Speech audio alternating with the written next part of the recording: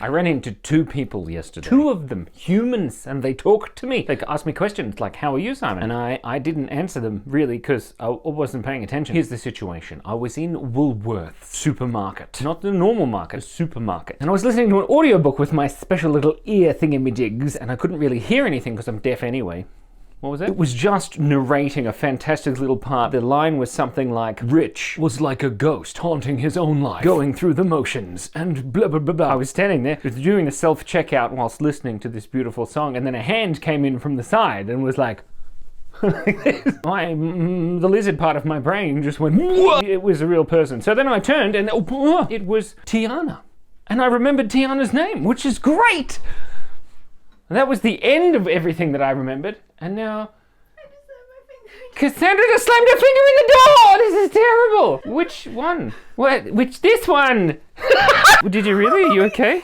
It hurt so much. Oh, the finger's not broken, but does it usually have that big crack down the middle? Oh dear. Poor Cassandra. You're gonna be okay. That's what I did. Do you want to be in the video? No.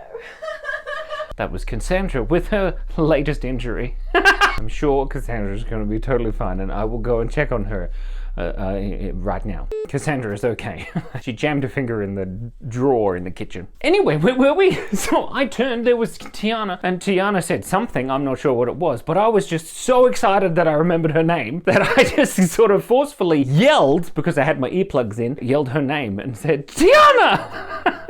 Just like this. In a public setting, it's not good to yell because that's concerning. And also being a 6'2" person and her hair being so curly and amazing, I said, your hair looks amazing! Right off the bat, just completely without pleasantries, just straight into the hair. Because I don't have any that weighs on my mind. Or it doesn't, as the case may be. Then we exchanged some words and she said, haha, and I said, don't you live in Canberra or something? She's like, no, Anyway, turns out Cassandra told me afterwards that we had seen Tiana just previously very early and I didn't remember any of this. As she was leaving, I said, Tiana, it was so good to see you. I'll awkwardly probably pass you in a moment. Well, after I finished and put all my stuff in my bag, I took my bag, passed Tiana buying flowers and I said, oh, Tiana, I haven't seen you for ages. And at that moment, I thought maybe her name's not Tiana. But it was. It's okay.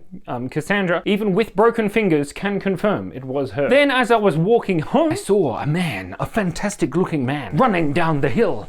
And he was my friend Alex. And it's Alex Weaver's birthday today. Happy birthday, Alex. Well, I did as any 38-year-old bald man in a black shirt. I was wearing a black shirt, by the way. I ran away down the hill and then jumped behind a tree.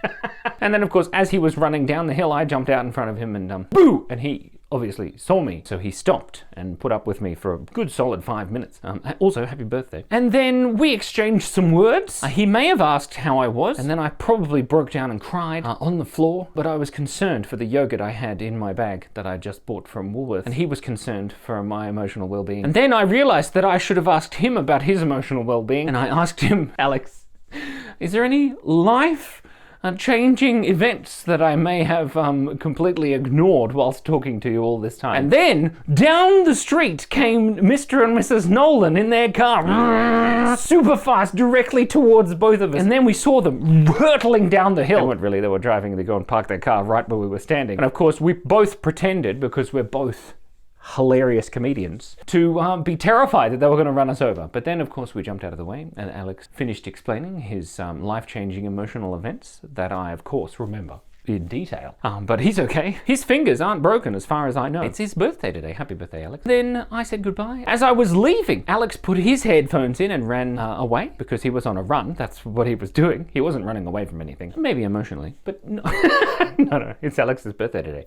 Shh. I started just walking up and totally forgot to say goodbye to Mr. and Mrs. Nolan. And Mr. Nolan used to be my old sports teacher, so that was awkward. Well, I mean, it could have been awkward, I don't really know. It was awkward when I remembered when I got back home that they probably just saw this bald man just walk away without saying anything.